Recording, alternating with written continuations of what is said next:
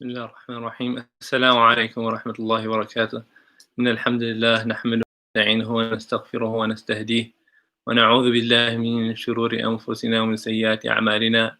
إنه من يهدي الله فهو المهتد ومن يضلل فلن تجد له وليا مرشدا.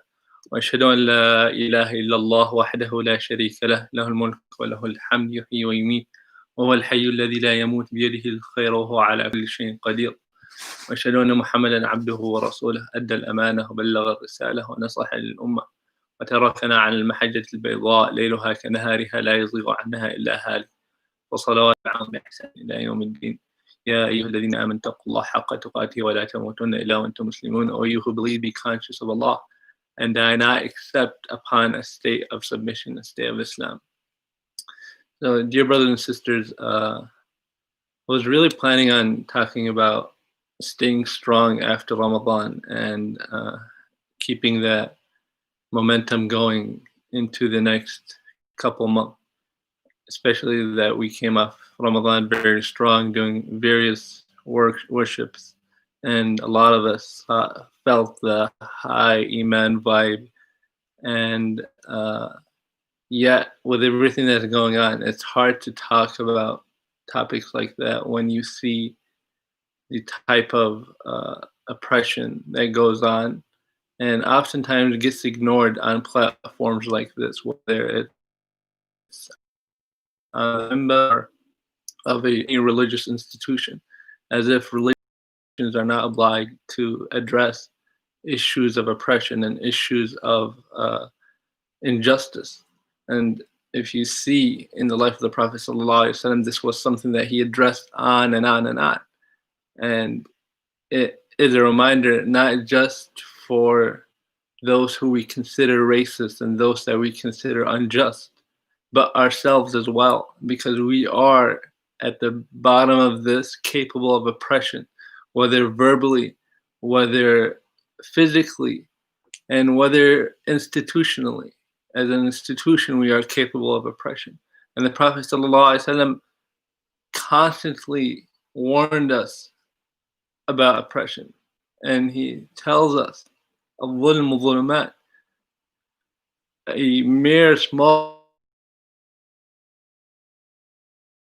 in the day, it's cause for punishment and for darkness. And so you see with this human being, George Floyd, and I hope everyone says his name and understands what a big deal this is, not just for Minneapolis, but for the country as well. And simply because he's not the only one. Before him, Ahmaud Arbery, and before him, many others. I mean, all the way back, not just to when we started seeing this on camera, but much before all this. And it's important to address this as a religious institution, as Muslims, as believers, that we discuss this, and that we see that our tradition, our faith, has so much to say about this. Starting with Allah subhanahu wa ta'ala saying, وَلَقَدْ كَرَّمْنَا بَنِي آدَمَ, and we have dignified, we have given them honor, we've given this human being simply because he or she is a human being. That human being is dignified and is honored. Allah subhanahu wa ta'ala gave that honor. And if Allah subhanahu wa ta'ala gave it, no one has the right to take it away. And yes, of course, all of us make mistakes. And yes, of course, all of us fall into wrong. And all of us slip. Yet, none of these faults, for the most part, mean that we ever take that honor or that dignity that Allah subhanahu wa ta'ala has given every single human being, simply by putting your knee on someone else's neck, and even whatever is said to be the fault that George Floyd may have done, that simply by placing one's knee, violating this simple ayah, وَلَقَدْ كَرَّمْنَا بَنِي آدَمَ, we see so many people's lives being taken, so many people's rights being taken, and by virtue of that, we are violating, as human beings, we are violating this verse where Allah subhanahu wa ta'ala says, وَلَقَدْ كَرَّمْنَا بَنِي آدَمَ, we have honored, we have dignified the children of Adam, regardless of whom they are, regardless of where they are, regardless of what they've done in their lives. That Allah subhanahu wa ta'ala has instilled this dignity, that He's allowed us this great abilities, this great traits, these great intellectual and cognitive abilities that we have that no other creation of His has. And by this, Allah subhanahu wa ta'ala gives us this dignity. And through that, no one else has a right to take that away from us. And you see, Allah subhanahu wa ta'ala has kept this in His book to this day to mean every humankind and every human civilization is by virtue of their humanity. And this is something an understanding we lack as a Muslim community, and that we think it's just an honor for the believer. The believer has his honor. The believer has his sanctity. But also the human being has his honor. The human being has sanctity of life that Allah subhanahu wa ta'ala has given to him or her. And then when we see someone so outrageously put their knee on someone's neck and just with such an audacity to just take that life away with no mercy for whatsoever, that even when we see that people have made faults, we still have mercy on them. And that we recognize that we are capable of very much having the same oppression, whether it's verbally again, whether it's physically, and whether it's and how when he was in very much a similar position as George Floyd, with rocks stacked upon his chest. Sayyidina Bilal radiallahu anhu, he has rocks stacked upon his chest, and he is being told to say something and do something that he is not wanting to do with his own autonomy, that he does not want to be a part of with his own autonomy, with his own wish. And he is being oppressed, and he is being violated. And you see that Abu Bakr radiallahu anhu, he comes and he frees Bilal.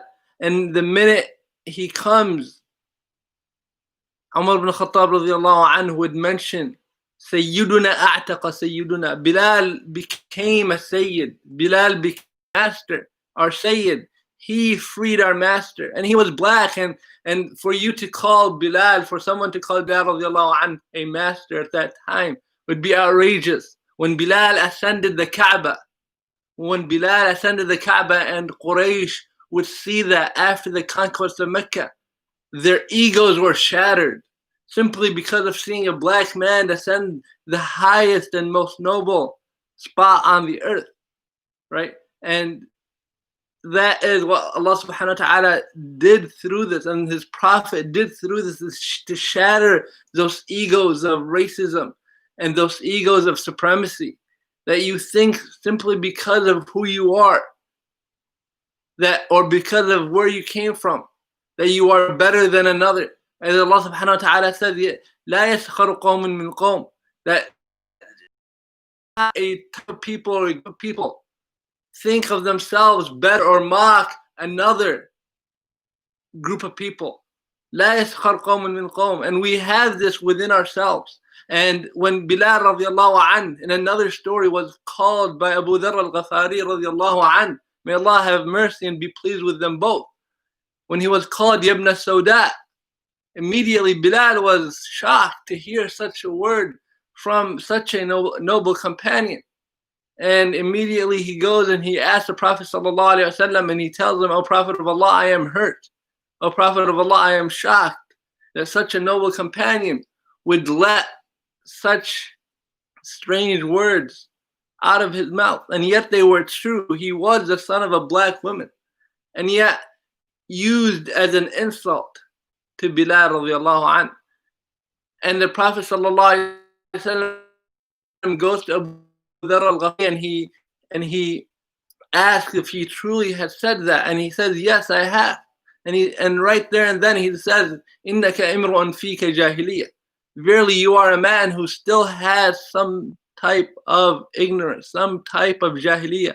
And the beauty of this is that he didn't say you're completely jahil or you're completely racist, but he says innaka imru'un fika you are a man who still has some jahiliyyah. And a lot of us, we are people who still have some jahiliyyah. We still have some racism within ourselves.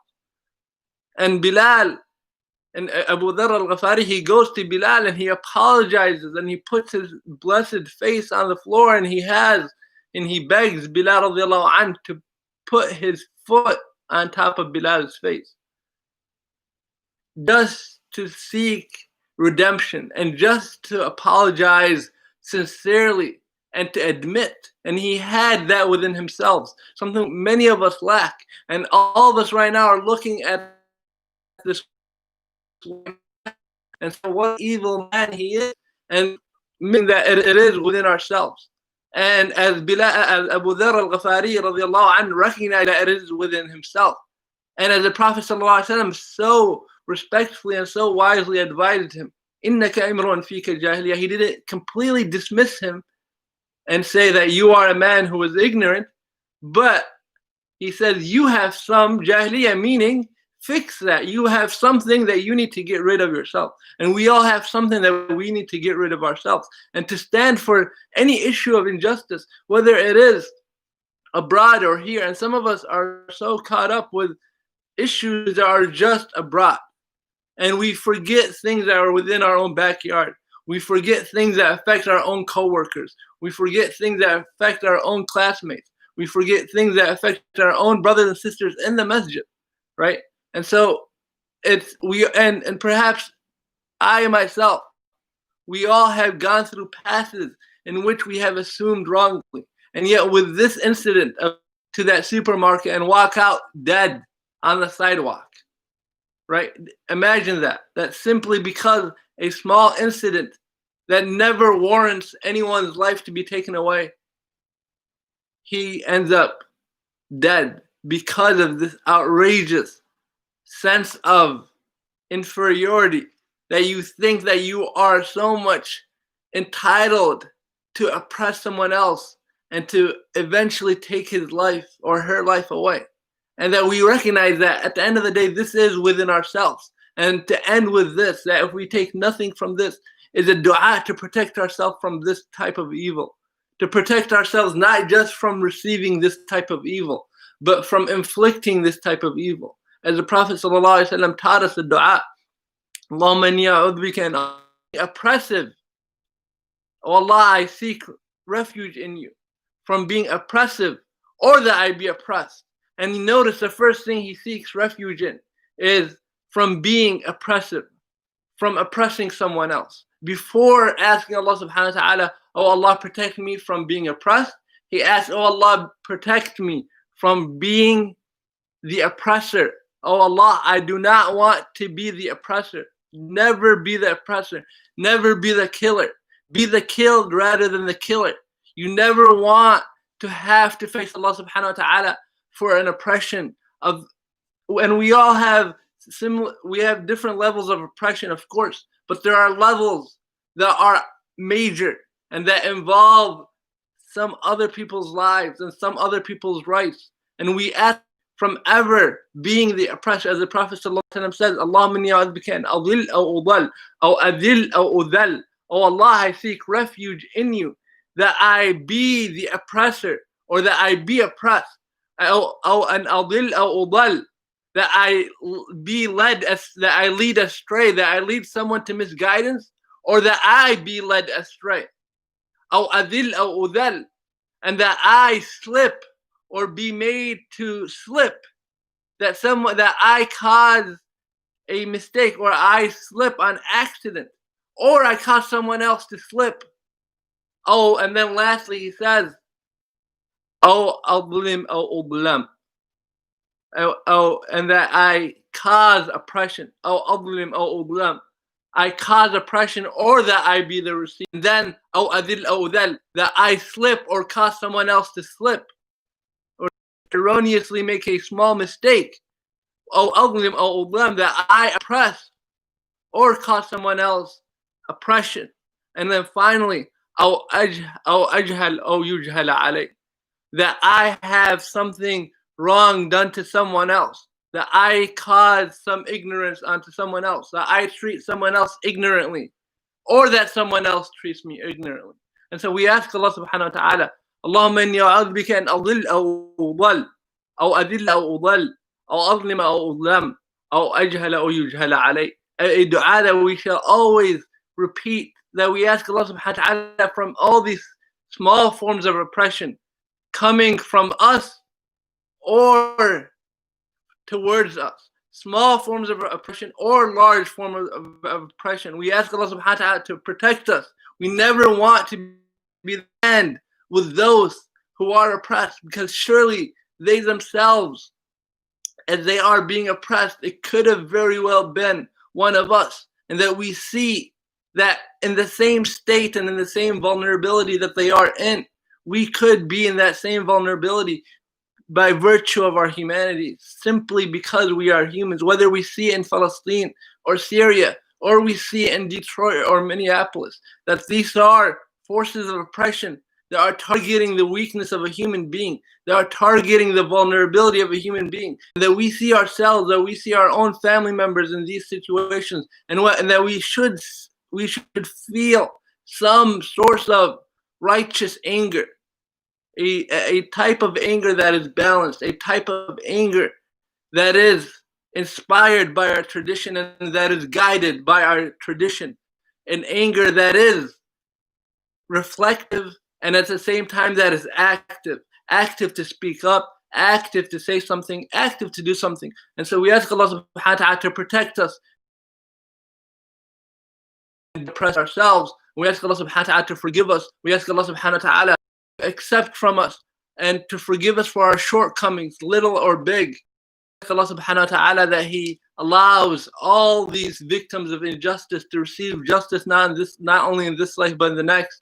Ameen. Wa sallallahu ala Sayyidina Muhammad wa ala alihi wa sahbihi ajma'een. And before I end, I just want to remind everyone that yes, tonight is the ICD Eid celebration, so please be sure to tune in at 9:15 p.m. to 11 p.m. and hear the spoken word performances and Mufti Menk live.